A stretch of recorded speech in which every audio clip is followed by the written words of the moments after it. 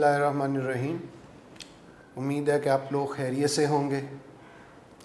आज हम transition element chapter 6 book 2 जो है उसके कॉन्सेप्ट्स पढ़ेंगे, उसको ब्रीफली देखेंगे और देखेंगे कि इसके एमसीक्यूज़ कैसे सॉल्व करते हैं। Chapter 6 book 2 transition element. सबसे पहले ट्रांजिशन एलिमेंट्स जो हैं इनको हम क्लासिफाई करते हैं दो तरह से, डी ब्लॉक एलिमेंट्स और F block elements. D block elements को आउटर ट्रांजिशन एलिमेंट्स भी कहते हैं और एफ ब्लॉक एलिमेंट्स को इनर ट्रांजिशन एलिमेंट्स बोलते हैं। D block element further 3D series, 4D series, 5D series और 6D सीरीज़ के तौर पर क्लासीफाई किए जाते हैं, जबकि inner transition element F block elements जो हैं ये फर्दर 4F सीरीज़ और 5F सीरीज़ के तौर पर क्लासीफाई किए जाते हैं। इसको हम ऐसे भी कह सकते हैं कि डी ब्लॉक एलिमेंट्स जो हैं वो further 3D block, 4D block और F ब्लॉक 4F और 5F ब्लॉक्स में डिवाइड होते हैं। बेसिस इसकी ये है कि अगर हम किसी एलिमेंट की इलेक्ट्रॉनिक कॉन्फ़िगरेशन करते हैं और इलेक्ट्रॉनिक कॉन्फ़िगरेशन करते हुए लास्ट इलेक्ट्रॉन अगर डी सब शेल में एंटर होगा तो ये डी ब्लॉक एलिमेंट कहलाएगा, और अगर last electron F sub shell में एंटर होगा तो ये एफ ब्लॉक एलिमेंट कहलाएगा। अब वो जो लास्ट इलेक्ट्रॉन डी में है अगर वो 3D में जाएगा तो ये 3D सीरीज़ कहलाएगी, और इसी तरह से रिस्पेक्टिवली अगर लास्ट इलेक्ट्रॉन 4D, 5D या 6D में एंटर होगा तो ये फिर 4D, 5D, 6D सीरीज़ कहलाएगी। और अगर इलेक्ट्रॉनिक कॉन्फ़िगरेशन करें एलिमेंट की और आखिरी इलेक्ट्रॉन 4F में है तो 4F सीरीज़ और 5F में है तो 5F सीरीज़ कहलाएगी। 3D सीरीज़ स्कैंडियम 21 से जिंक 30 तक के एलिमेंट्स हैं। 4D सीरीज़ एट्रियम 39 से कैडमियम 48 तक के एलिमेंट्स हैं। 5D series lanthanum 57, hafnium 72 up to mercury 80 है। 6D सीरीज़ इनकम्प्लीट सीरीज़ है और ये रदरफोर्डियम 104 से शुरू होती है। लेंथेनाइड्स जो हैं ये सीरियम 58 से लेके लुटीशियम 71 तक, और एक्टेनाइड्स थोरियम 90 से लॉरेंशियम 103 तक के एलिमेंट्स हैं। लेंथेनाइड्स चूँकि लेंथनम के बाद आते हैं, लेंथनम अगर आप देखें 5D सीरीज़ तो लेंथनम 57 और उसके बाद HF हॉफनियम 72 से मरकरी 80 तक के एलिमेंट हैं। तो लेंथनम 57 के बाद 58 से लेके 71 एटॉमिक नंबर तक वाले जो एलिमेंट्स हैं ये 5D सीरीज़ में नहीं है, और अगर हम 4F सीरीज़ को एक्चुअली देखें तो इनकी जगह लेंथनम 57 और हॉफनियम 72 के इनसाइड बनती, इसलिए इनको इनर ट्रांजिशन एलिमेंट बोलते हैं, because their actual position lies with in lanthanum and hafnium, and due to the reasons of the periodicity they have been placed at the bottom of periodic table separately. Similarly जो thorium 90 से lawrencium 103 हैं ये actinium 89 के बाद आते हैं, इसलिए इनको एक्टेनाइड्स कहते हैं। लेंथेनाइड्स सीरीज़ जो 14 एलिमेंट्स की ये लेंथनम के बाद आती है, इसलिए इसे लेंथेनाइड्स बोलते हैं। इसमें जो डिटेल से हमने सीरीज़ पढ़नी है और जिससे रिलेटेड क्वेश्चन पेपर में आते हैं वो सीरीज़ है हमारे पास 3D सीरीज़। 3D सीरीज़ के जो एलिमेंट्स हैं ये स्कैंडियम से जिंक तक हैं। इनकी कॉन्फ़िगरेशन, इनके एटॉमिक नंबर ये हमें मालूम होने चाहिए। इसके जितने भी MCQs हैं वो जब तक इनकी कॉन्फ़िगरेशन हमें क्लियर नहीं होगी हम इनके MCQs जो है वो सॉल्व नहीं कर सकेंगे। Scandium, titanium, vanadium, chromium, manganese, iron, cobalt, निकल, कॉपर, जिंक ये सीरीज़ के एलिमेंट्स हैं। इसमें ये सीरीज़ 3B से शुरू हो रही है, ये 1B से क्यों नहीं शुरू हो रही, और कॉपर को 1B क्यों कहते हैं। इनके ग्रुप के जो नंबर हैं इस प्रोडिक्ट टेबल में, इसमें ग्रुप का नंबर ये मेंशन करता है कि किसी एलिमेंट के वैलेंस शेल में कितने इलेक्ट्रॉन हैं। यानी जो फर्स्ट ग्रुप से बिलोंग करता है एलिमेंट उसके वैलेंस शेल में 1 इलेक्ट्रॉन है, और जो सेकंड ग्रुप से बिलोंग करते हैं उनके वैलेंस शेल में 2 इलेक्ट्रॉन है। तो कॉपर, सिल्वर, गोल्ड ये फर्स्ट B ग्रुप से हैं क्योंकि इनके वैलेंस शेल में 1 इलेक्ट्रॉन मौजूद है। स्कैंडियम जो है इसके वैलेंस शेल में 3 इलेक्ट्रॉन, सो इसको हम थर्ड B, यानी 1 बी का एक रिलेशनशिप 1a से है, एल्कली मेटल से, उनके वैलेंस शेल में भी 1 इलेक्ट्रॉन है, इसलिए कॉपर को 1b कहा गया है। मेंडलीव के प्रोडिक्ट टेबल में कॉपर, सिल्वर, गोल्ड जो हैं 1b के एलिमेंट एल्कली मेटल्स के साथ ही प्लेस किए गए थे और बाद में इनको सेपरेट किया गया। तो ग्रुप नंबर तो इस तरह से है कि वैलेंस शेल कॉन्फ़िगरेशन के बेस पे इनकी इलेक्ट्रॉनिक कॉन्फ़िगरेशन अगर आप देखें तो इनकी जो इलेक्ट्रॉनिक कॉन्फ़िगरेशन है उस इलेक्ट्रॉनिक कॉन्फ़िगरेशन में स्कैंडियम से लेकर जिंक तक अगर हम देखें तो सबके डी में इलेक्ट्रॉन्स ग्रेजुअली चेंज हो रहे हैं, लेकिन सबके एस में इलेक्ट्रॉन सेम है। सबके 4s में 2 इलेक्ट्रॉन है सिवाय क्रोमियम के और कॉपर के। क्रोमियम के 4s 1 है, कॉपर का 4s 1 है, बाकी सबके 4s 2 हैं। और जो इलेक्ट्रॉन है स्कैंडियम से जिंक तक अगर हम देखें तो 3d1 3d2 3। क्रोमियम और कॉपर में ख्याल करना है कि बजाय क्रोमियम में 3d4 होने के s से एक इलेक्ट्रॉन निकल के 3d में चला जाता है, और इस तरह से कॉपर में बजाय 3d9 होने के s से एक इलेक्ट्रॉन d में चला जाता है, तो ये 3d10 हो जाता है। इससे ये होता है कि क्रोमियम और कॉपर जो है वो एक्स्ट्रा स्टेबल हो जाते हैं और स्टेबिलिटी गेन कर लेते हैं, क्योंकि d5 d10 हाफ फील्ड और फुल फील्ड सब शेल और ये एक्स्ट्रा स्टेबल होते हैं। एक तो एक कॉन्फ़िगरेशन याद रखना, ये याद रखना है कि क्रोमियम और कॉपर में s से एक इलेक्ट्रॉन d में आ गया है, वो हाफ फील्ड और फुल फील्ड हो गए और एक्स्ट्रा स्टेबल हो गए। और अगर कभी किसी MCQ में ये अटैम्प्ट करना पड़े कि ये क्यों एक्स्ट्रा स्टेबल हो गए, तो हम इसकी रीज़न ये देते हैं कि ड्यू टू एक्सचेंज एनर्जी, कि क्रोमियम और कॉपर एक्स्ट्रा स्टेबल हैं ड्यू टू एक्सचेंज एनर्जी। फिर इसके MCQs इस तरह से भी बनते हैं कि इसमें जो सेकंड बी ग्रुप है जिंक, कैडमियम और मरकरी, और जो थर्ड बी ग्रुप के एलिमेंट हैं स्कैंडियम, इट्रियम और लैंथनम, ये नॉन टिपिकल ट्रांजिशन एलिमेंट कहलाते हैं। बाकी सब टिपिकल ट्रांजिशन एलिमेंट हैं। नॉन टिपिकल इसलिए कहते हैं क्योंकि ये अपनी कॉन्फ़िगरेशन के लिहाज से और अपनी प्रॉपर्टीज़ के लिहाज से जो ट्रू ट्रांजिशन एलिमेंट हैं उसकी कंडीशन को फुलफ़िल नहीं करते हैं। तो ट्रांजिशन एलिमेंट की डेफिनेशन होती क्या है? A transition element metal is one which form one or more stable ions which have incompletely filled d orbitals. Transition metal ऐसे एलिमेंट को कहते हैं कि जिसमें एक या एक से ज़्यादा ऐसे आइंस हों कि जिनमें जो डी है वो इनकम्प्लीट होता है।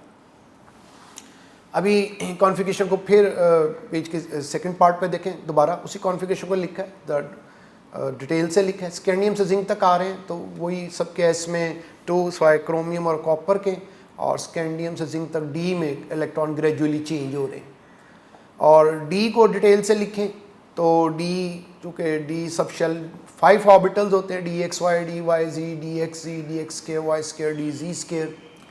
तो डी चूँकि ये डी जनरेट ऑर्बिटल्स हैं और हर्ट्ज़ रूल के मुताबिक डी जनरेट ऑर्बिटल्स में इलेक्ट्रॉन पहले सेपरेटली प्लेस किए जाते हैं और फिर उनको पेयर अप किया जाता है।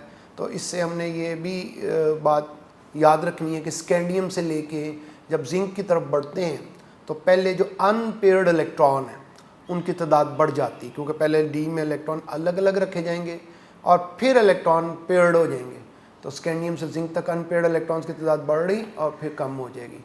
यानी वो तमाम प्रॉपर्टीज़ जो अनपेयर्ड इलेक्ट्रॉन्स पर डिपेंड करेंगी वो मिडल तक बढ़ेंगी और फिर कम हो जाएंगी। और क्योंकि अनपेयर्ड इलेक्ट्रॉन्स की तादाद जो है वो मिडल तक बढ़ रही है और उसके बाद जो है वो फिर कम हो रही है। और सबसे ज़्यादा अनपेयर्ड इलेक्ट्रॉन जो है वो क्रोमियम के पास हैं, 6 अनपेयर्ड इलेक्ट्रॉन। ट्रांजिशन एलिमेंट्स जो हैं इनकी कॉन्फ़िगरेशन के हवाले से आखिरी और सबसे इम्पॉर्टेंट बात ये याद रखनी है कि अगर ट्रांजिशन एलिमेंट का हम आइन फॉर्म करेंगे, तो जब हम ट्रांजिशन एलिमेंट का आइन फॉर्म करेंगे तो उसमें जब वो इलेक्ट्रॉन लूज़ करेंगे, जैसे आयरन है तो आयरन जब 2 इलेक्ट्रॉन लूज़ कर देता है या आयरन जब 3 इलेक्ट्रॉन लूज़ कर देता है, तो आयरन जो है जब उसमें 2 इलेक्ट्रॉन लॉस हो जाते हैं तो इलेक्ट्रॉन पहले एस में से रिमूव होंगे फिर डी में से होंगे। तो देखो आयरन की कॉन्फ़िगरेशन जो है एग्जांपल के तौर पे कि आयरन जो है उसमें 3d6 4s2 और बाकी इलेक्ट्रॉन्स के आर्गॉन जैसे हैं। और जब आयरन +2 है तो 2 इलेक्ट्रॉन कम करने हैं तो वो 2 इलेक्ट्रॉन पहले s में से कम करते हैं और डी में 6 ही रहे, और अगर आयरन +3 है, 3 इलेक्ट्रॉन लॉस करने हैं, तो पहले एस में से इलेक्ट्रॉन रिमूव होंगे, फिर अगर ज़रूरत होगी तो डी में से रिमूव होंगे। तो ये बात याद रखनी है कि जब इसकी कॉन्फ़िगरेशन करते हैं तो पहले इलेक्ट्रॉन एस में से रिमूव करते हैं, फिर डी में से करते हैं। Page 2, variable oxidation states. Transition elements variable oxidation state show करते हैं।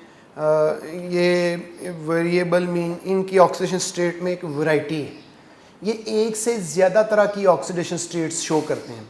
और अगर हम इनकी ऑक्सीडेशन स्टेट्स को ज़हन में रखना चाहें, याद करना चाहें, तो इसकी एक पास्कल ट्रायंगल जो है ऑक्सीडेशन स्टेट्स की बन सकती है।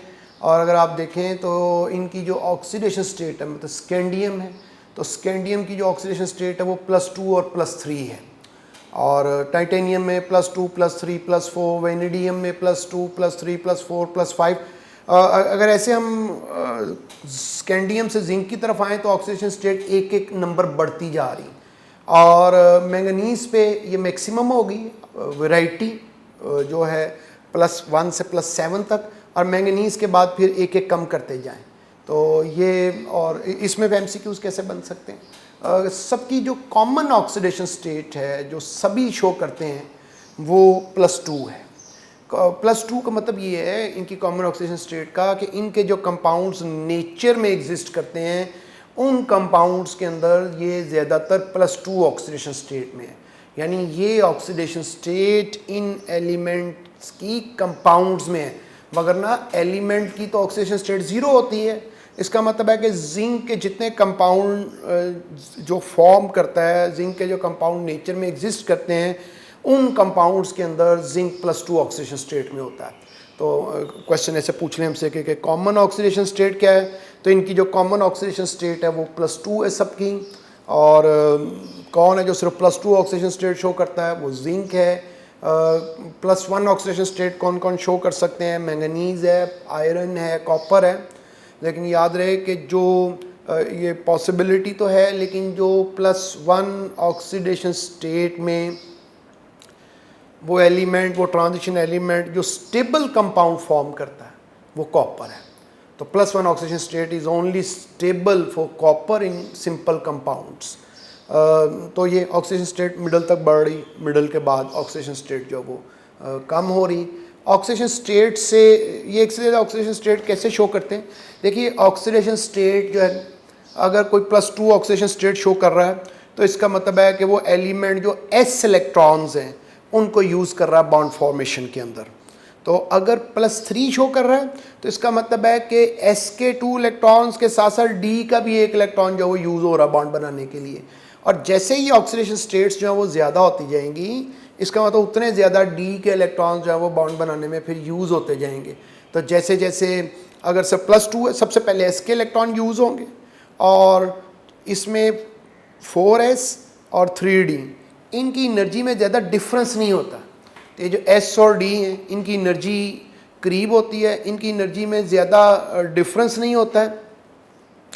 इसलिए s के इलेक्ट्रॉन जब रिमूव हो जाते हैं तो ट्रांजिशन एलिमेंट फर्दर स्टेबल होने के लिए d के इलेक्ट्रॉन भी यूटिलाइज करते हैं बॉन्ड फॉर्मेशन में। ट्रांजिशन एलिमेंट्स में ऑक्टेट रूल फॉलो नहीं होता है, इनमें 18 इलेक्ट्रॉन्स रूल फॉलो होता है। लिहाजा इसमें s इलेक्ट्रॉन यूज़ होने के बाद भी ज़्यादातर ये स्टेबल नहीं होते हैं, लिहाजा ये d इलेक्ट्रॉन भी यूज़ करते हैं। और इनके s और d इलेक्ट्रॉन्स की एनर्जी में ज़्यादा डिफरेंस नहीं होता है, इसलिए ये इसके बाद d इलेक्ट्रॉन्स भी यूज़ करते रहते हैं बॉन्ड फॉर्मेशन के लिए। और इनकी जो पॉसिबल ऑक्सीडेशन स्टेट्स हैं ये हम देख रहे हैं, मैक्सिमम किसकी है और कम किसकी हैं। इन ऑक्सीडेशन स्टेट्स के ज़रिए से और किन बातों को हम समझ सकते हैं, अगर ज़्यादातर +2 या +3 ऑक्सीडेशन स्टेट्स में ये जो बॉन्ड्स फॉर्म करते हैं वो आयनिक होते हैं, और हायर ऑक्सीडेशन स्टेट्स में वो कोवलेंट होते हैं।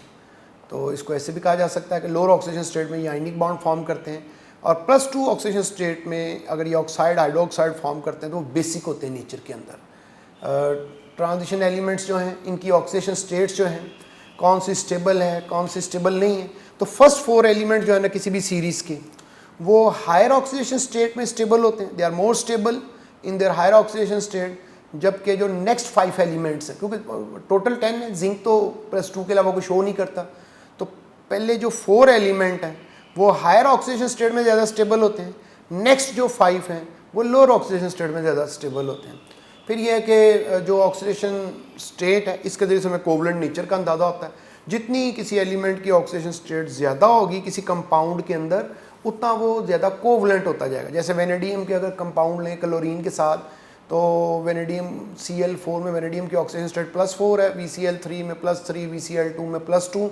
तो जहाँ उसकी ऑक्सीडेशन स्टेट जो है ज़्यादा है उसमें वो ज़्यादा कोवलेंट है, और लोअर ऑक्सीडेशन स्टेट में वो लेस कोवलेंट है या मोर आयनिक है।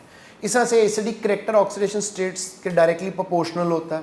जितनी ऑक्सीडेशन स्टेट ज़्यादा होगी उतना वो जो कोई एक एलिमेंट है अगर एक से ज़्यादा ऑक्साइड फॉर्म कर रहा है, मतलब एक ट्रांजिशन मेटल है वो एक से ज़्यादा ऑक्सीडेशन स्टेट्स में ऑक्साइड फॉर्म कर रहे हैं, तो जिस ऑक्साइड में ट्रांजिशन मेटल की ऑक्सीडेशन स्टेट ज़्यादा होगी, जिस ऑक्साइड में ट्रांजिशन मेटल की ऑक्सीडेशन स्टेट ज़्यादा होगी उसमें वो ज़्यादा एसिडिक होगा, उसमें वो ज़्यादा एसिडिक होगा।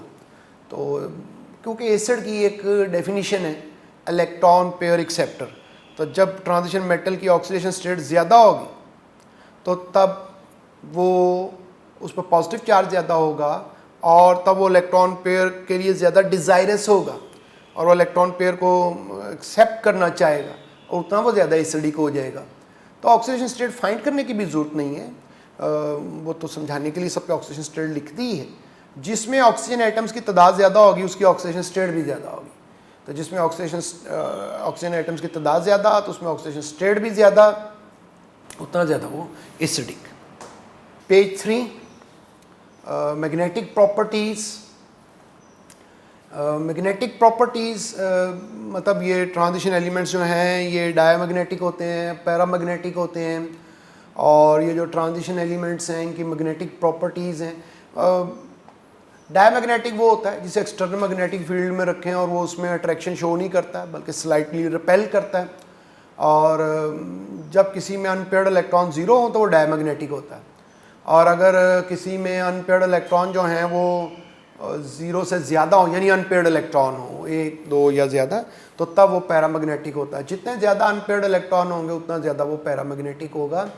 तो इसमें इसका शॉर्टकट ये है कि स्कैंडियम से जिंक तक के एलिमेंट्स हैं, और M0 का मतलब है कि ज़ीरो ऑक्सीडेशन स्टेट में ये मेटल है, M+2 का मतलब है कि +2 ऑक्सीडेशन स्टेट में ये मेटल है, +3 का मतलब इसमें +3 ऑक्सीडेशन स्टेट में मेटल है।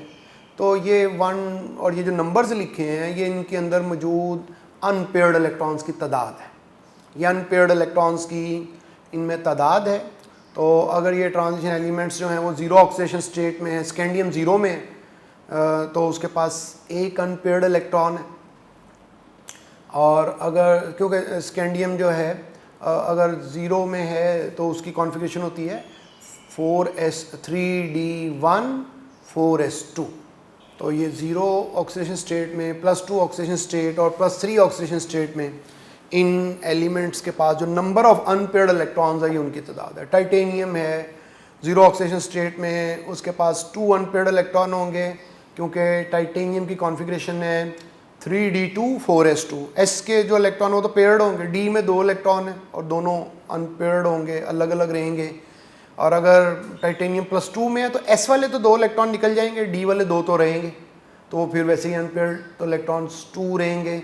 और +3 में है तो 2 इलेक्ट्रॉन 4s से निकलेंगे और एक d से निकलेगा, तो टाइटेनियम +3 में उसके पास इलेक्ट्रॉन ही एक रह जाएगा d के अंदर। तो ये फिर एक नंबर है, इसकी थोड़ी प्रैक्टिस कर लेनी हमने कि भाई किसी एलिमेंट के पास कोबाल्ट है तो 0 +2 +3 ऑक्सीडेशन स्टेट में उसके पास 3, 3 और 4 इलेक्ट्रॉन है। निकल है तो निकल में 0 +2 और +3 के अंदर 2, 2 और 3 इलेक्ट्रॉन्स हैं।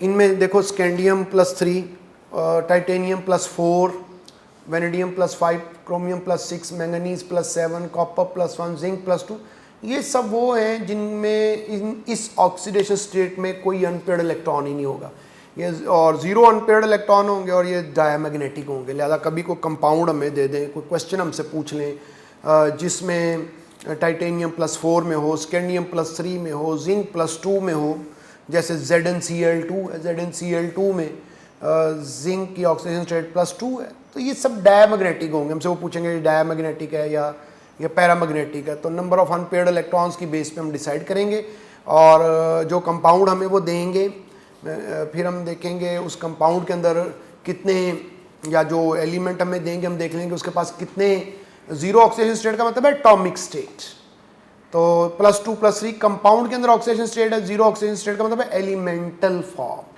तो एलिमेंट के तौर पे दें या कंपाउंड की शक्ल में दें, यहाँ पे हम उसके अंदर नंबर ऑफ अनपेयर्ड इलेक्ट्रॉन्स का अंदाज़ा कर लेंगे और उन नंबर ऑफ अनपेयर्ड इलेक्ट्रॉन्स की बेस पे हम उसकी मैग्नेटिक प्रॉपर्टी डिसाइड कर लेंगे, डायमैग्नेटिक है या पैरामैग्नेटिक है। जिसके पास अनपेयर्ड इलेक्ट्रॉन ज़्यादा होंगे और वो सबसे ज़्यादा जो अनपेयर्ड इलेक्ट्रॉन हैं वो हमारे पास Mn आयनिक फॉर्म है, Mn+2 और Fe+3, इन दोनों के पास 5 इलेक्ट्रॉन अनपेयर्ड मैक्सिमम है ये, Mn+2 और Fe+3 आयनिक फॉर्म के अंदर। और अगर एलिमेंट की फॉर्म में बात करें जीरो ऑक्सीजन स्टेट में तो क्रोमियम में सबसे ज़्यादा है। लिहाजा अगर कभी हमें वो कहें कि सबसे ज़्यादा पैरामैग्नेटिक कौन और एलिमेंट लिखे हों, आइंस नहीं हो, कंपाउंड नहीं हो, तो क्रोमियम आंसर होगा।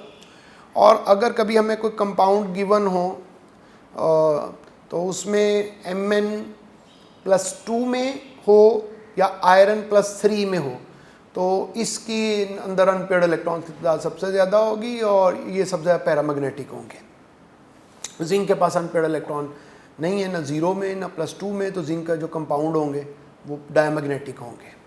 कॉपर जो वो +1 के अंदर जो है उसके पास ज़ीरो अनपेयर्ड इलेक्ट्रॉन है, +2 में होगा तो अनपेयर्ड इलेक्ट्रॉन है तो पैरामैग्नेटिक हो जाएगा। फिर बाइंडिंग एनर्जी है, बाइंडिंग एनर्जी है कि वो एनर्जी जो चाहिए किसी मेटल को उसके एटम्स में अलग करने के लिए to divide a whole into parts, ये बाइंडिंग एनर्जी है। बाइंडिंग एनर्जी जो है ये डायरेक्टली प्रोपोर्शनल है मेल्टिंग पॉइंट के, बॉइलिंग पॉइंट के। जिसकी बाइंडिंग एनर्जी ज़्यादा है उसका मेल्टिंग पॉइंट, बॉइलिंग पॉइंट भी ज़्यादा है। बाइंडिंग एनर्जी जो है number of unpaired electrons in unstable elements, यानी जब एलिमेंट की फॉर्म में उसके पास देखेंगे हम, कंपाउंड नहीं एलिमेंट की फॉर्म में, कि उस एलिमेंट में कितने अनपेयर्ड इलेक्ट्रॉन हैं। जितने ज़्यादा अनपेयर्ड इलेक्ट्रॉन होंगे उतनी बाइंडिंग एनर्जी ज़्यादा होगी, क्योंकि जितने किसी के पास अनपेयर्ड इलेक्ट्रॉन ज़्यादा होंगे उतने वो ज़्यादा इलेक्ट्रॉन यूटिलाइज़ करेगा बॉन्ड फॉर्मेशन के लिए, और जितना कोई ज़्यादा इलेक्ट्रॉन यूज़ करेगा बॉन्ड फॉर्मेशन के लिए उतनी उसके एटम्स की आपस में फोर्सेस ऑफ अट्रैक्शन जो है वो ज़्यादा होंगी, उतनी बाइंडिंग एनर्जी ज़्यादा होगी। मेटल्स हैं, मेटल्स इलेक्ट्रॉन लूज़ करके पॉजिटिव आयन बना के तो फिर आपस में बॉन्ड बनाती हैं, मेटेलिक बॉन्ड, और जितना ज़्यादा मेटल इलेक्ट्रॉन यूज़ करेगी बॉन्ड फॉर्मेशन के लिए उतनी बाइंडिंग एनर्जी ज़्यादा होगी। फिर बाइंडिंग एनर्जी जो है वो स्टेबिलिटी के डायरेक्टली प्रोपोर्शनल है। बाइंडिंग एनर्जी किन बातों पर डिपेंड करती है? अनपेयर्ड इलेक्ट्रॉन्स पे सिर्फ डिपेंड नहीं करती है, ये वेरिएबल ऑक्सीजन स्टेट पे भी डिपेंड करती है, सरफेस एक्टिविटी पे भी डिपेंड करती। इसमें अगर याद रखने के लिए हमारे पास चूँकि 3D सीरीज़ 4D सीरीज़ के ग्राफ बने हुए हैं बुक में, तो जो हमारे पास 3D सीरीज़ है उसमें मैक्सिमम बाइंडिंग एनर्जी वेनेडियम की है और जो 4D सीरीज़ है उसमें मैक्सिमम बाइंडिंग एनर्जी टंगस्टन की है। एटॉमिक रेडियस है, साइज़ है, साइज़ में जो वेरिएशन है ट्रांजिशन एलिमेंट में ये लेस सिग्निफिकेंट होती है। यानी ट्रांजिशन एलिमेंट जब स्कैंडियम से जिंक तक आएंगे तो मेजॉरिटी में साइज़ कंपेरेबल है, ज़्यादा चेंज नहीं होंगे। तो ऐसे है कि अगर हम 3rd B से 6B तक जाएंगे तो स्लाइट डिक्रीज़ होगा साइज़ में, पहले शुरू में थोड़ा साइज़ डिक्रीज़ करेगा, दरमियान में साइज़ जो है वो कांस्टेंट रहेगा और एंड पे जाके साइज़ फिर स्लाइटली इंक्रीज़ करेगा। तो इस तरह से अगर हम, ये तो है लॉन्ग पीरियड, अगर हम लेफ़्ट हैंड साइड से राइट हैंड साइड की तरफ मूव कर रहे हैं। अगर हम 3D से 4D में आए, 4D से 5D में आए, तो on moving from 3D to 4D series और 4D टू 5D सीरीज़, यानी in a group from top to bottom, तो 3D से 4D में आने पे तो साइज़ इंक्रीज़ करेगा। लेकिन जो 4D से 5D में आएंगे सीरीज़ में, ग्रुप में नीचे आएंगे, तो 4D से 5D में आएंगे, यानी जैसे कैडमियम से मरकरी में आएंगे, तो इसमें साइज़ में ज़्यादा चेंज नहीं आती। इसको लेंथेनाइड कॉन्ट्रैक्शन बोलते हैं। एक लेंथेनाइड कॉन्ट्रैक्शन है कि लेफ़्ट टू राइट मूव करें तो साइज़ में जो चेंज है वो बहुत स्मॉल होती है। एक ये है कि हम टॉप टू बॉटम मूव करते हैं तो जो साइज़ में वेरिएशन है वो due to poor shielding effect of F D and F electrons. तो जब हम 3D 4D 5D 3D से 4D में जाएंगे साइज़ इंक्रीज़ करेगा, 4D से 5D सीरीज़ में जाएंगे तो इन दोनों सीरीज़ के जो एलिमेंट्स हैं इनके साइज़ कंपेरेबल होंगे, इससे भी लेंथेनाइड कॉन्ट्रैक्शन कहते हैं। ट्रांजिशन एलिमेंट्स जो हैं ये कैटलिस्ट के तौर पे यूज़ होते हैं, और कैटलिस्ट के तौर पे क्यों, रीज़न क्या है ट्रांजिशन एलिमेंट क्यों कैटलिस्ट के तौर पे यूज़ होते हैं? इसकी जो रीज़न है, एक तो इनका लार्ज सरफेस एरिया होता है, ये अपनी ऑक्सीडेशन स्टेट जो है वो more than one oxidation state show करते हैं, और more than one oxidation state show करने का मतलब है कि they have more than one ways, एक से ज़्यादा तरीके हैं इनके पास बॉन्ड फॉर्मेशन के, एक से ज़्यादा तरीक़ों से किसी के साथ बॉन्ड फॉर्म कर सकते हैं। इनमें वैकेंट डी ऑर्बिटल्स होते हैं, और फिर ये है कि ये अपनी सरफेस पे रिएक्टेंट के मॉलिक्यूल्स को एड्जॉर्ब कर लेते हैं, एड्जॉर्ब यानी सरफेस के ऊपर अटैच कर लेते हैं और उनको एक्टिवेट करते हैं, और यानी रिएक्शन के लिए रेडी करते हैं, और फिर वो रिएक्टेंट का मॉलिक्यूल आपस में रिएक्ट करके प्रोडक्ट बना देते हैं, और जब वो प्रोडक्ट बना देते हैं तो सरफेस से अलग हो जाते हैं और प्रोडक्ट अलहदा हो जाते हैं, यानी they provide a close proximity to the reactant molecules. इनमें ये होता है कि ये रिएक्टेंट के मॉलिक्यूल्स को करीब आने में मदद देते हैं, और इनकी सरफेस पर रिएक्टेंट के मॉलिक्यूल एक दूसरे के करीब आते हैं, आपस में रिएक्ट करते हैं, और इन ट्रांजिशन मेटल्स की सरफेस पे वीक बॉन्ड बनाते हैं, और जब आपस में वो रिएक्ट करके बॉन्ड बना देते हैं तो मेटल के साथ जो वीक बॉन्ड था वो तोड़ देते हैं। तो इसमें मुख्तलिफ मेटल्स हैं, कुछ सूट करती हैं, कुछ। Page 4, silver. सिल्वर जो है ये catalyst, it does not attach reactant molecule strongly, मतलब सिल्वर बहुत अच्छा कैटलिस्ट नहीं है। तो हमने अभी पढ़ा है कि ट्रांजिशन एलिमेंट जो हैं वो रिएक्टेंट के मॉलिक्यूल्स को करीब ले आते हैं और उनको आपस में अटैच कर लेते हैं, और जब वो आपस में रिएक्ट कर जाते हैं तो फिर ट्रांजिशन मेटल से बॉन्ड उनके टूट जाते हैं और आपस में नए प्रोडक्ट बन जाते हैं। सिल्वर अटैच ही नहीं करती, एड्जॉर्ब नहीं करती मेटल्स को, मॉलिक्यूल्स को। टंगस्टन बहुत स्ट्रांगली एड्जॉर्ब कर लेती, प्रोडक्ट बन जाएंगे लेकिन फिर वो अलग नहीं होंगे। प्लेटिनम और निकल बहुत अच्छी मेटल्स हैं जो बहुत अच्छी कैटलिस्ट हैं। उसकी वजह ये है कि ये मॉलिक्यूल्स को करीब भी लाती हैं, उनको एक्टिवेट भी करते हैं, और वो अपने साथ इतना स्ट्रांगली अटैच भी नहीं करते कि प्रोडक्ट अलहदा ना हो सके। तो मतलब इसमें हम ये भी देख रहे हैं कि कौन सी मेटल्स कैटलिस्ट के तौर पे यूज़ होती हैं, उनमें क्या खूबी होनी चाहिए तब वो कैटलिस्ट के तौर पे यूज़ होंगी। कुछ एग्जांपल्स हैं कि जो कैटलिस्ट यूज़ होते हैं ट्रांजिशन एलिमेंट्स, जिंक ऑक्साइड और क्रोमियम ऑक्साइड का मिक्सचर यूज़ होता है मिथाइल अल्कोहल की प्रिपरेशन में, मेथनॉल में। निकल, प्लेटिनम और प्लेडियम यूज़ होते हैं हाइड्रोजनेशन ऑफ वेजिटेबल ऑयल और saturation of alkene and alkyne into alkenes. MnO2 जो ये डीकम्पोजिशन ऑफ हाइड्रोजन परऑक्साइड में यूज़ होते हैं। वेनेडियम पेंटाऑक्साइड कॉन्टैक्ट प्रोसेस में कैटलिस्ट के तौर पे यूज़ होता है। आयरन जो वो हैबर प्रोसेस में यूज़ होता है कैटलिस्ट के तौर पे। पेज 4 पे second part, colour of transition metal complexes. तो ये जो ट्रांजिशन मेटल कॉम्प्लेक्सेस हैं इनके जो कलर हैं, ये ट्रांजिशन मेटल्स कलर क्यों शो करते हैं? ट्रांजिशन मेटल्स में, चूँकि ट्रांजिशन मेटल में डी सब शेल इन्वॉल्व होता है, तो ट्रांजिशन मेटल्स में कलर को एक्सप्लेन जो थ्योरी करती है वो क्रिस्टल फील्ड थ्योरी। ये जो डी ऑर्बिटल्स होते हैं ट्रांजिशन मेटल में, 5 डी ऑर्बिटल्स, ये डी जनरेट ऑर्बिटल्स होते हैं। इनकी एनर्जी आपस में सेम होती, और ये एनर्जी मेटल के अंदर डी ऑर्बिटल्स की एनर्जी सेम होती है। जब ये ट्रांजिशन मेटल किसी लिगेंड के साथ कॉम्प्लेक्स फॉर्म करती हैं, जब ये मेटल्स बॉन्डिंग में हिस्सा लेती हैं, तो फिर ये जो ट्रांजिशन मेटल्स हैं इनके जो 5D ऑर्बिटल्स हैं इनकी एक एनर्जी ज़्यादा हो जाती है। जब इनकी एनर्जी बॉन्ड बनाते हुए कॉम्प्लेक्स फॉर्म करते हुए लिगेंड्स के साथ मिलते हुए इन डी ऑर्बिटल्स की एनर्जी इंक्रीज़ कर जाती है। जब इनकी एनर्जी इंक्रीज़ कर जाती है तो वो जो डी ऑर्बिटल्स हैं जब बॉन्ड बनाएंगे तो उनकी एनर्जी एक जितनी इंक्रीज़ नहीं करती पांचों डी ऑर्बिटल्स की। कुछ डी ऑर्बिटल्स की एनर्जी ज़्यादा इंक्रीज करती है और कुछ डी ऑर्बिटल्स की कम इंक्रीज करती है। अगर हम एक ऑक्टाहेड्रल कॉम्प्लेक्स की बात करें, और ट्रांजिशन मेटल्स जो है मोस्टली ज़्यादातर जो कॉम्प्लेक्सेस फॉर्म करते हैं वो ऑक्टाहेड्रल कॉम्प्लेक्सेस फॉर्म करते हैं। तो अगर हम एक ऑक्टाहेड्रल कॉम्प्लेक्स की बात करें तो उसमें ये जो डी ऑर्बिटल्स हैं, इन डी ऑर्बिटल्स की एनर्जी इस तरह से चेंज होती है कि जो 2d ऑर्बिटल्स हैं, D x square Y square और डी जी स्क्वायर, यानी जिनके लूप अलोंग दी एक्सिस होते हैं, वो एनर्जी में ज़्यादा हो जाएंगे। और जो 3d ऑर्बिटल्स हैं, D x y, d y z और डी एक्स जी, ये एनर्जी में कम हो जाएंगे। वो जो डी ऑर्बिटल्स हैं वही क्यों एनर्जी में ज़्यादा हो जाएंगे? क्योंकि जब लिगेंड्स मेटल को अप्रोच करेंगे, मेटल्स के करीब आएंगे बॉन्ड फॉर्मेशन के लिए लिगेंड्स, तो लिगेंड्स डायरेक्टली, वो डी ऑर्बिटल्स जो लिगेंड्स को डायरेक्टली फेस करेंगे वो D x square Y square और डी जी स्क्वायर वाले ऑर्बिटल्स होंगे।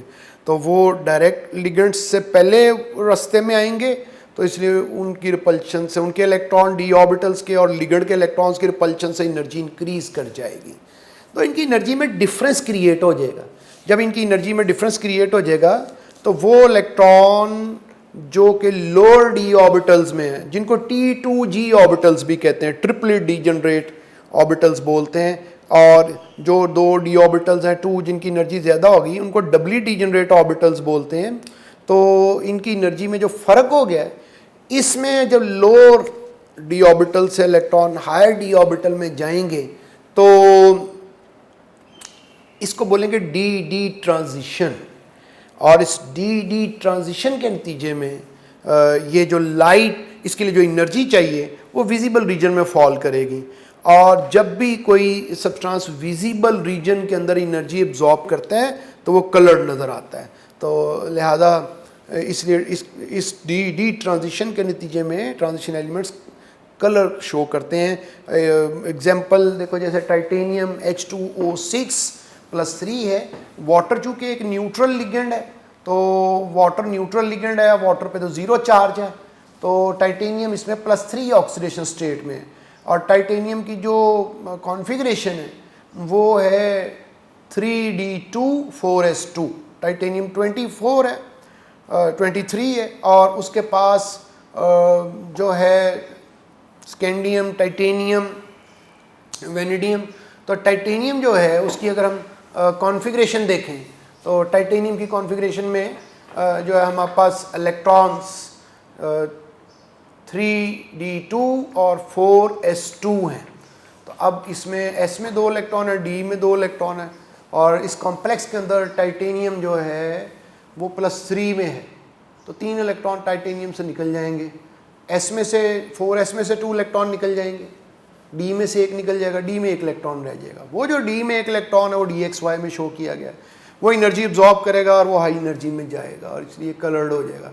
टाइटेनियम जो है वो येलो लाइट जो है वो एब्जॉर्ब करेगा, और जब येलो लाइट एब्जॉर्ब करेगा तो ब्लू और रेड लाइट जो ये ट्रांसमिट करेगा, उस अपने में से पास होने देगा, उसको ये एब्जॉर्ब नहीं करेगा और वो मिलके ये वायलेट कलर अपीयर होगा।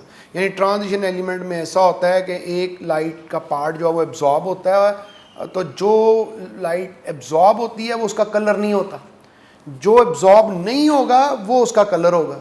तो इसके क्वेश्चन इस तरह से बनते हैं। इसमें पहले एक इंपॉर्टेंट बात याद रखनी है कि कोई भी कॉन्फ़िगरेशन जिसमें d में 0 या d में 10 इलेक्ट्रॉन होंगे उसके नतीजे में डी डी ट्रांजिशन नहीं होगी। जब d में कोई इलेक्ट्रॉन ही नहीं है तो एक्साइट नहीं हो सकेंगे। d में 10 इलेक्ट्रॉन है तो तब भी कम्प्लीटली फील्ड होगा और एक्साइट नहीं हो सकेंगे। और इसमें यह बात याद रखनी है कि जब लाइट किसी चीज़ पे फॉल करती है, विजिबल लाइट, अगर सारी विजिबल लाइट एब्जॉर्ब हो जाए तो वो ब्लैक होता है, अगर सारी विजिबल लाइट रिफ्लेक्ट हो जाए या ट्रांसमिट हो जाए तो वो वाइट होता है, और अगर विजिबल लाइट का कुछ हिस्सा एब्जॉर्ब हो जाए और कुछ नहीं हो तो जो एब्जॉर्ब नहीं होता वो उस चीज़ का कलर होता है, उसे कॉम्प्लीमेंट्री कलर कहते हैं। तो ये फिर एक चार्ट भी बना दिया है, पहले व्हील भी एक बना दिया है। उस व्हील का मतलब जो आम ऑपोजिट कलर्स हैं ये एक दूसरे के कॉम्प्लीमेंट्री कलर्स हैं। यानी अगर कोई ग्रीन लाइट एब्जॉर्ब कर रहा है कॉम्प्लेक्स तो वो रेड अपीयर होगा, अगर कोई ब्लू लाइट एब्जॉर्ब कर रहा है तो ऑरेंज नज़र आएगा। तो येलो एब्जॉर्ब कर रहा है तो वायलेट नज़र आएगा। तो व्हील, और इसको डिटेल से ऐसे लिख दिया कि कलर एब्जॉर्ब कलर और ऑब्जर्व्ड कलर, इसके एमसीक्यू बनते हैं कि अगर कोई वायलेट कलर एब्जॉर्ब करेगा तो ग्रीन येलो नज़र आएगा, ब्लू एब्जॉर्ब करेगा तो येलो नज़र आएगा। तो ये कलर स्कीम भी हमने याद करनी है। नेक्स्ट पेज 5, एक फिर चार्ट देख लेते हैं कि कब ये कलर शो करेंगे कब नहीं। तो चूँकि D0 में ट्रांजिशन एलिमेंट्स कलर शो नहीं करते, D10 में भी नहीं करते, तो D0 स्कैंडियम +3, टाइटेनियम +4, वेनेडियम +5, इन सब में D में 0 इलेक्ट्रॉन होते हैं। हमें कोई कंपाउंड स्कैंडियम का गिवन हो, टाइटेनियम का, वेनेडियम का, जिसमें वो +3, +4, +5 ऑक्सीडेशन स्टेट में होंगे तो वो कलर्ड नहीं होंगे। इसी तरह से जिंक, कैडमियम, मरकरी +2 में और कॉपर, सिल्वर +1 में D10 होते हैं, ये भी कलर्ड नहीं होंगे। फिर जैसे कुछ एग्जांपल्स प्रैक्टिस के लिए हैं। इसका मतलब कलर वही होंगे जो 1 से लेकर 9 तक जिनमें D में इलेक्ट्रॉन है। सिर्फ D0, D10 कलर नहीं होगा। जैसे टाइटेनियम H2O6 है, टाइटेनियम के मुख्तलिफ कंपाउंड्स दे दिए हैं, कॉपर के, कोबाल्ट के, निकल के, और ये डिफरेंट ऑक्सीडेशन स्टेट्स में इनके जो कलर हैं वो बता दिए हैं। इसमें देखें कि जैसे कॉपर है, कॉपर +2 में लाइट ब्लू है, कॉपर +2 में ही अमोनिया के साथ जब अटैच है तो डीप ब्लू है, जब वाटर के साथ है तो लाइट ब्लू है। तो इसमें बस एक बात समझानी कि this is due to the ligand, कि लिगेंड चेंज होने से भी कलर में चेंज आता है। इस डिटेल में हमारी बुक डिस्कस नहीं करती, लेकिन एक आइडिया ज़हन में रहे। असल में अमोनिया जो है that cause greater difference in energy between D orbitals, कि वो जो 3D कम और 2D जो है वो एनर्जी में ज़्यादा हो गए थे। तो जो लिगेंड अगर स्ट्रांग होगा तो उससे एनर्जी का डिफरेंस भी ज़्यादा हो जाएगा। एनर्जी का डिफरेंस ज़्यादा हो जाएगा तो स्प्लिटिंग ज़्यादा होगी और ज़्यादा इंटेंस कलर जो वो एब्जॉर्ब होगा। और ये फिर कैसे पता चलता है कौन सा लिगेंड जो है वो स्ट्रांग है या वीक है? तो ये कुछ लिगेंड्स भी, साइनाइड है सबसे स्ट्रांग, फिर कार्बन मोनोऑक्साइड है, अमोनिया है, वाटर है, हेलाइड है। और स्ट्रेंथ जो होती है लिगेंड्स की नंबर ऑफ लोन्स पे के इन्वर्सली प्रोपोर्शनल होती, इस तरह से भी याद रखा जा सकता है। Complex compounds, transition elements complex form करते हैं। और क्यों कहते हैं इनके कंपाउंड्स को कॉम्प्लेक्स? FeCN2 जब KCN से रिएक्ट करता है तो K4FeCN6 बनता है। ये FeCN2 जो है इसके सोल्यूशन में Fe+2 और साइनाइड आइन थे, KCN के सोल्यूशन में पोटेशियम और साइनाइड आइन थे। तो टोटल में पर 3 टाइप के आइन थे, साइनाइड दोनों सोल्यूशन में, Fe+2 और पोटेशियम प्लस। लेकिन जब जो प्रोडक्ट बनता है उस प्रोडक्ट में हमारे पास 2 तरह की आइंस होते हैं, पोटेशियम आइंस होते हैं और FeCN6-2 आइंस होते हैं, -4 आइंस होते हैं। तो वो उस वक्त लोगों को शुरू में ये समझ नहीं आया कि ये आयरन के आइंस और साइनाइड के आइंस कहाँ चले गए हैं और ये किस तरह से आपस में मिल गए हैं, कि इस तरह से मिल गए हैं कि अब ये मिलके एक दूसरे से अलग ही नहीं हो रहे हैं। तो इसलिए इनको कॉम्प्लेक्स कहा गया। तो ये जो कॉम्प्लेक्स होते हैं ये नाइनिक कॉम्प्लेक्स भी होते हैं, कैटाइनिक कॉम्प्लेक्स भी होते हैं, न्यूट्रल कॉम्प्लेक्स भी होते हैं। अगर जो स्क्वायर ब्रैकेट है, बड़ी ब्रैकेट है, इस पर नेगेटिव चार्ज हो, इसे कोऑर्डिनेशन स्फीयर कहते हैं, तो ये नाइनिक कॉम्प्लेक्स है। अगर इस पर प्लस चार्ज हो तो ये कैटाइनिक कॉम्प्लेक्स कहलाता है, और अगर इस पर कोई चार्ज नहीं हो स्क्वायर ब्रैकेट के ऊपर तो ये न्यूट्रल कॉम्प्लेक्स कहलाता है। इसमें स्क्वायर ब्रैकेट के अंदर 2 ही चीज़ें होती हैं टाइप के लिहाज से, मेटल होती है और कोई लिगेंड होता है। लिगेंड किसे कहते हैं? एटम और group of atoms which can donate electron pair to central atom. एक एटम या एक से ज़्यादा एटम जो कि इलेक्ट्रॉन पेयर डोनेट करते हैं सेंट्रल एटम को, उसे लिगेंड बोलते हैं। लिगेंड जो होते हैं वही नाइनिक लिगेंड भी होते हैं, न्यूट्रल लिगेंड भी होते हैं, और कैटाइनिक लिगेंड हो सकते हैं। एक आध एग्जांपल है बस इसकी। फिर नाइनिक लिगेंड जो हैं, लिगेंड जो इलेक्ट्रॉन पेयर डोनेट करें, तो मोनोडेंटेट भी हैं, यानी जो एक ही इलेक्ट्रॉन पेयर डोनेट करें, cyanide, hydroxide, chloride, bromide. Bidentate ligand है, ऑक्सलेट है। पॉलीडेंटेट लिगेंड EDTA है। ये हेक्साडेंटेट है, इसलिए 6 इलेक्ट्रॉन पेयर डोनेट कर सकता है, स्ट्रक्चर भी गिवन है। न्यूट्रल लिगेंड है, वाटर, कार्बन मोनोऑक्साइड, अमोनिया। तो वाटर को एक्वा बोलते हैं, लिगेंड के तौर पर नाम कार्बोनाइल है, कार्बन मोनोऑक्साइड का, अमोनिया का एमाइन है। एमाइन में डबल M होता है और सिंगल M के साथ नहीं लिखते हैं इसे, सिंगल M के साथ ऑर्गेनिक अमाइन होते हैं। तो जब लिगेंड के तौर पे तो डबल M लिखते हैं। लिगेंड के तौर पे अगर नेगेटिव आइंस के नेम बोलना चाहें तो ऐसे cyano, hydroxo, chloro, bromo, acetato, oxalato ऐसे बोलते हैं। बाईडेंटेट लिगेंड हाइड्राजीन है, एथिलीन, डायमाइन है। और कैटाइनिक लिगेंड एक एग्जांपल हाइड्राजीनियम है, यानी हाइड्राजीन में 2 नाइट्रोजन है, एक पे पॉजिटिव चार्ज है, एक पे लोन पेयर है। जो लोन पेयर वाली नाइट्रोजन है वो इलेक्ट्रॉन पेयर डोनेट कर सकती है। पेज 6 कुछ टर्म्स हैं जो कॉम्प्लेक्सिस जब हम पढ़ते हैं तो उन कॉम्प्लेक्सिस में टर्म्स यूज़ होती हैं। एग्जांपल है CuCl2NH3 स्क्वायर ब्रैकेट Cl। तो Cl, अब जो स्क्वायर ब्रैकेट से बाहर पार्ट होगा ना वो आयनाइज होगा, चाहे वो लेफ्ट पे हो चाहे राइट पे हो। जो स्क्वायर ब्रैकेट के अंदर हिस्सा है ना वो आयनाइज नहीं हो सकता। तो स्क्वायर ब्रैकेट वाला जो पार्ट है इसे कोऑर्डिनेशन स्फीयर बोलते हैं। तो जो स्क्वायर ब्रैकेट के अंदर हिस्सा है ये कहलाता है कोऑर्डिनेशन स्फीयर, और जो स्क्वायर ब्रैकेट के बाहर हिस्सा होगा वो आइन है। अगर स्क्वायर ब्रैकेट के बाहर राइट पे है तो वो नेगेटिव आइन होगा, स्क्वायर ब्रैकेट से पहले है लेफ्ट पे लिखा हुआ है शुरू में तो ये स्क्वायर ब्रैकेट से बाहर है लेकिन लेफ्ट पे लिखा हुआ है तो ये पॉजिटिव आइन होगा। फिर इसमें जो मेटल, स्क्वायर ब्रैकेट के अंदर एक मेटल होगी, एक से ज़्यादा भी हो सकती है, हमारे सिलेबस में ऐसी एग्जांपल्स नहीं है, एक ही मेटल होगी और उसको सेंट्रल मेटल एटम कहते हैं या आइन कहते हैं। अगर जीरो ऑक्सीडेशन स्टेट हो तो सेंट्रल मेटल एटम कहेंगे वरना आइन कहेंगे। मेटल के अलावा जो कुछ भी है वो लिगेंड्स हैं। अमोनिया यहाँ पे लिगेंड है, क्लोरीन लिगेंड है, और ये लिगेंड्स जो हैं ये इलेक्ट्रॉन पेयर डोनेट करते हैं। ये मिलकर कितने इलेक्ट्रॉन पेयर डोनेट करते हैं मेटल को, ये कोऑर्डिनेशन नंबर कहलाता है। ये दोनों मोनोडेंटेट लिगेंड हैं, क्लोरीन भी एक इलेक्ट्रॉन पेयर डोनेट करता है और अमोनिया भी एक ही इलेक्ट्रॉन पेयर डोनेट करते हैं। तो टोटल 6 लिगेंड हैं, तो 6 इलेक्ट्रॉन पेयर डोनेट हुए तो 6 इसका कोऑर्डिनेशन नंबर होगा कॉपर का। लिगेंड्स की जितनी तादाद है उतना ही कोऑर्डिनेशन नंबर होगा अगर मोनोडेंटेट लिगेंड है, but it is not necessarily the number of the ligands attached to the metal ion. हमने देखना है इलेक्ट्रॉन पेयर कितने डोनेट हो रहे हैं। अगर बाइडेंटेट होता तो हम उसे डबल कर लेते कोऑर्डिनेशन नंबर को, और जो स्क्वायर ब्रैकेट से बाहर उसे आइन कहते हैं। Charge on the sphere, square bracket पे जो चार्ज है उसे चार्ज ऑन द स्फीयर कहते हैं। कैसे देखते हैं, ये जो सेंट्रल मेटल है उसका जो चार्ज है, charge on metal plus ligand के जो चार्ज है इसको ऐड कर लेते हैं। मतलब अमोनिया 0 है, न्यूट्रल लिगेंड है, Cl पे -1 चार्ज होता है, नेगेटिव लिगेंड है, 2Cl है तो -2 हो गया, और -2 है। और कॉपर पे क्या चार्ज लिखें कि ओवरऑल स्क्वायर ब्रैकेट पे +1 आ जाए। तो जो स्फीयर का चार्ज है वो देखते हैं मेटल और लिगेंड्स के चार्ज को ऐड करके।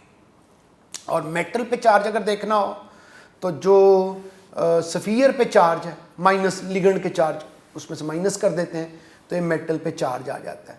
एक टर्म है कीलेट।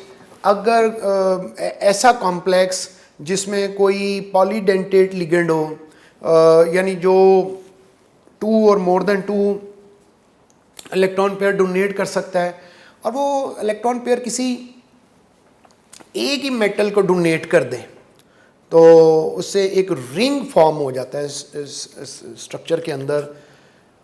तो अगर कोई पॉलीडेंटेट लिगेंड है, पॉलीडेंटेट लिगेंड वो होता है जो more than 1 electron pair donate कर सकता है, और जो more than 1 electron pair donate कर सकता है और वो इलेक्ट्रॉन पेयर जो मोर देन 1 है वो किसी एक ही मेटल को डोनेट कर दे तो उसे कीलेट बोलते हैं।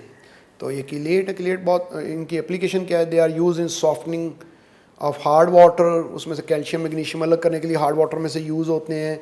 लेंथेनाइड एक्टिनाइड्स के सेपरेशन में यूज़ होते हैं। हैवी मेटल आइंस जो हैं मरकरी, लेड और कैडमियम को रिमूव करने के लिए यूज़ होते हैं। फिर हमारे पास ज्योमेट्री है कॉम्प्लेक्सिस की।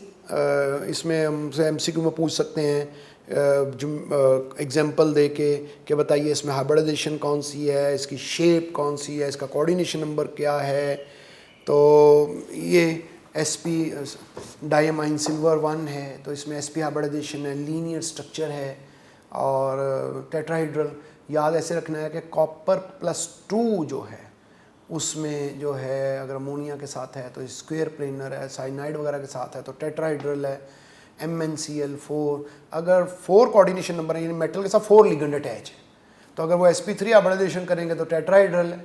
अगर वो dsp2 हाइब्रिडाइजेशन करेंगे तो स्क्वायर प्लेनर है, dsp3 करेंगे तो ट्राइगोनल बाइपिरामिडल है, और sp3d2 तो ऑक्टाहेड्रल और मोस्टली ऑक्टाहेड्रल कॉम्प्लेक्सेस होते हैं। तो इनको याद रखना है। इसमें हाइब्रिडाइजेशन पूछ लें, एग्जांपल पूछ लें और शेप पूछ लें, पर जितनी एग्जांपल दी है मोर देन सफिशिएंट, ये याद होनी चाहिए। कोऑर्डिनेशन नंबर पूछ लें। कोऑर्डिनेशन नंबर मतलब कितने लिगेंड्स अटैच है मेटल के साथ, क्योंकि ये सब मोनोडेंटेट लिगेंड है। फिर देखो कुछ एग्जांपल्स हैं उनकी नेमिंग की हुई है। तो FeCO5, तो पहले लिगेंड का नाम, स्क्वायर ब्रैकेट के बाहर कुछ है ही नहीं तो स्क्वायर ब्रैकेट का नाम हम लेते हैं, तो कितने लिगेंड्स है पहले वो बताते हैं। पेंटा कार्बोनाइल, कार्बन मोनोऑक्साइड का लिगेंड के तौर पे नाम कार्बोनाइल है। पेंटा कार्बोनाइल आयरन, और आयरन की ऑक्सीजन स्टेट इसमें 0 है, स्क्वायर ब्रैकेट के ऊपर भी 0 चार्ज है, कार्बन मोनोऑक्साइड भी न्यूट्रल है, तो पेंटा कार्बोनाइल आयरन 0। तो इस तरह से इनकी हमें थोड़ी प्रैक्टिस होनी चाहिए कि नेमिंग इसकी कैसे करनी है, कुछ नाम दिए हुए हैं। कुछ क्वेश्चंस देख लेते हैं कि इस चैप्टर से रिलेटेड MCQs कैसे बन सकते हैं। Question 1, Aufbau principle is not valid for, option given है। Aufbau principle, Aufbau German word है जिसका मतलब है कि इलेक्ट्रॉन्स जो हैं वो ऑर्बिटल्स में फिल होते हैं in the increasing order of their energy, यानी पहले कम एनर्जी वाले ऑर्बिटल्स में इलेक्ट्रॉन जाते हैं, फिर उससे ज़्यादा और फिर उससे ज़्यादा एनर्जी में। तो Aufbau principle is not valid for, तो कॉपर और क्रोमियम हमें मालूम है कि उसमें मतलब ऑब्बा प्रिंसिपल के हिसाब से तो पहले S में इलेक्ट्रॉन जाना चाहिए था, फिर D में, तो लेकिन S से एक इलेक्ट्रॉन निकल के D में आ गया, तो ये ऑब्बा प्रिंसिपल फॉलो नहीं हुआ इन दोनों में, क्योंकि ये एक्स्ट्रा स्टेबिलिटी गेन करने के लिए कॉपर और क्रोमियम की कॉन्फ़िगरेशन रूटीन से हट कर रहा है। Which is expected to show colour, question 2 देखो ये सब एलिमेंट हैं, इसके एक्सप्लेनेशन भी लिख दी है, सबकी कॉन्फ़िगरेशन लिख दी है। कॉपर +2 में S में से 2 इलेक्ट्रॉन निकल गए हैं, D में 9 है, सबको देखो सारे जो है वो D10 है, सिवाय कॉपर के D9 है। D10 तो जो है वो कलर होते नहीं, इसीलिए इसका कॉपर आंसर है। मैग्नीशियम ट्रांजिशन एलिमेंट ही नहीं है, तो उसमें D ऑर्बिटल ही नहीं है और उसमें DD ट्रांजिशन पॉसिबल नहीं है। Question 3, which of the following is paramagnetic, paramagnetic वो होगा जिसमें अनपेयर्ड इलेक्ट्रॉन होंगे। तो अगर आप इस तरह से देखें तो CuCl2 है, कैल्शियम क्लोराइड है, कैडमियम क्लोराइड है। CuCl2 जो है इसमें कॉपर की ऑक्सीजन स्टेट CuCl2 में +2 है, और +2 में कॉपर में 3D10 4s2 होता है, 2 इलेक्ट्रॉन निकलेंगे, उसके S में एक ही इलेक्ट्रॉन है, कैसे निकल गया, एक D से, तो D में 9 इलेक्ट्रॉन हो गए। अब कैसे देखना है कि कितने अनपेयर्ड इलेक्ट्रॉन हैं और पैरामैग्नेटिक है कि नहीं, तो अब D5 होते हैं D ऑर्बिटल्स, उनमें इलेक्ट्रॉन हंट रूल के मुताबिक पहले अलग अलग प्लेस करें, फिर पेयर अप करें उन्हें, तो D में एक इलेक्ट्रॉन अनपेयर है, इसलिए ये पैरामैग्नेटिक होगा। कैल्शियम क्लोराइड में कैल्शियम +2 जो है उसमें कैल्शियम का 20 होता है एटॉमिक नंबर, +2 का मतलब है कि 18 इलेक्ट्रॉन पेयर्ड, सब इलेक्ट्रॉन पेयर्ड होंगे उसमें। कैडमियम +2, जिंक कैडमियम मरकरी +2 के अंदर इनमें D10 होता है, जिंक कैडमियम मरकरी, तो ये +2 में तीनों D10 होते हैं। D10 है तो अनपेयर्ड कोई भी नहीं होगा, जब D में 10 इलेक्ट्रॉन होंगे तो सारे पेयर्ड होंगे, तो इसलिए बाकी डायमैग्नेटिक है। Question 4, the number of unpaired electrons in complex एक हमें दे दिया और कहते बताएं इसमें अनपेयर्ड इलेक्ट्रॉन कितने हैं। तो CO कोबाल्ट H2O6 +2 चार्ज है, तो अनपेयर्ड इलेक्ट्रॉन देखें इसमें कोबाल्ट, वाटर जो है ना वो न्यूट्रल है, वाटर पे कोई चार्ज नहीं, कोबाल्ट पे +2 चार्ज है। जब कोबाल्ट पे +2 चार्ज है, कोबाल्ट की कॉन्फ़िगरेशन है 3D7 4s2, और कोबाल्ट +2 चार्ज, तो हमने बार बार ये पढ़ा है कि पहले S में से इलेक्ट्रॉन रिमूव होंगे फिर D में से, तो जब S में से 2 इलेक्ट्रॉन रिमूव हो जाएंगे फिर D में से रिमूव होंगे, तो D में 7 इलेक्ट्रॉन। अब D जो 5 ऑर्बिटल हैं, जब 7 इलेक्ट्रॉन उनमें प्लेस करेंगे तो 3 अनपेयर्ड इलेक्ट्रॉन होंगे। जब 3 इलेक्ट्रॉन अनपेयर्ड होंगे तो जिसमें 3 अनपेयर्ड इलेक्ट्रॉन, ये हमारा ऑप्शन C बन जाएगा। Question 5, DD transition is not possible in, तो chromium copper manganese zinc cadmium mercury ये तीनों D10 होते हैं एलिमेंट के तौर पे भी, कॉमन ऑक्सीडेशन स्टेट में भी, लिहाजा उसमें DD ट्रांजिशन पॉसिबल ही नहीं है। तो जिंक कैडमियम मरकरी में तो पॉसिबल ही नहीं है, तो जिंक की हमारा आंसर है, यही हमने बताना किस में पॉसिबल नहीं है, बाकी किसी में भी D10 इलेक्ट्रॉन नहीं है। Question 6, which contain 5 unpaired electrons, configuration से तय होगा। इसमें आयरन की कॉन्फ़िगरेशन देखें +3, तो उसके D में 5 है। ज़ुबानी याद अगर करना है तो Mn +2 Fe +3, इसमें 5 अनपेयर्ड इलेक्ट्रॉन होते हैं आयनिक फॉर्म के अंदर, और 5 अनपेयर्ड इलेक्ट्रॉन एलिमेंट के तौर पे मैंगनीज में होते हैं Mn में। Question 7, which of the following both have D6 configuration, थोड़ा डिफ़िकल्टी लेवल बढ़ा दें, एक एलिमेंट की बजाय 2 एलिमेंट दे दें और कहें किसमें D6 इलेक्ट्रॉन है, तो आयरन +2 कोबाल्ट +3 की कॉन्फ़िगरेशन आप करेंगे प्रैक्टिस, तो इसमें अंदाज़ा होगा D6 इलेक्ट्रॉन है। टाइटेनियम +3 में वो पर्पल कलर होता है, टाइटेनियम +4 में क्या होगा, टाइटेनियम +4 में D0 हो जाता है, D0 हो जाता है, उसमें डी ट्रांजिशन ही नहीं होगी, कोई कलर नहीं होगा।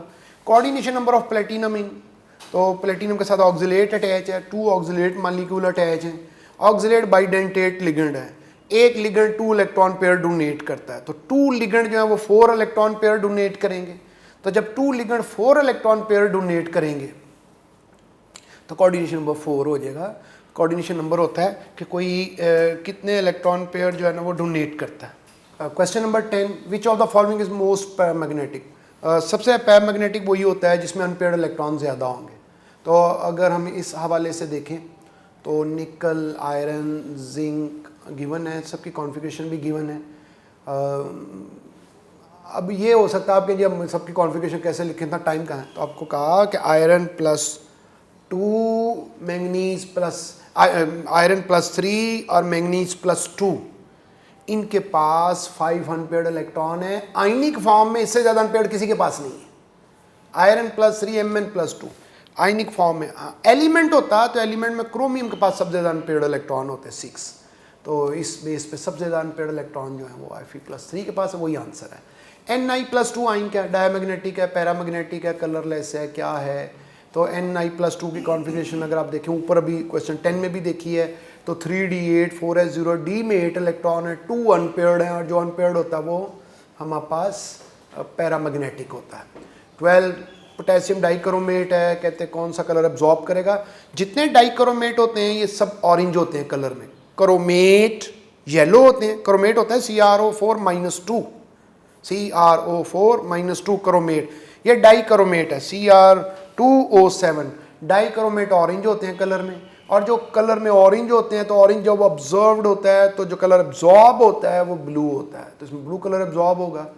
हमें कॉम्प्लेक्स दिया है, कहते हैं आयरन की ऑक्सीडेशन स्टेट बताएं, FeCO5, स्क्वायर ब्रैकेट पे 0 चार्ज है, कार्बन मोनोऑक्साइड भी न्यूट्रल है 0, तो आयरन पे भी 0 होगा, तो इसलिए इसकी ऑक्सीडेशन स्टेट 0 है।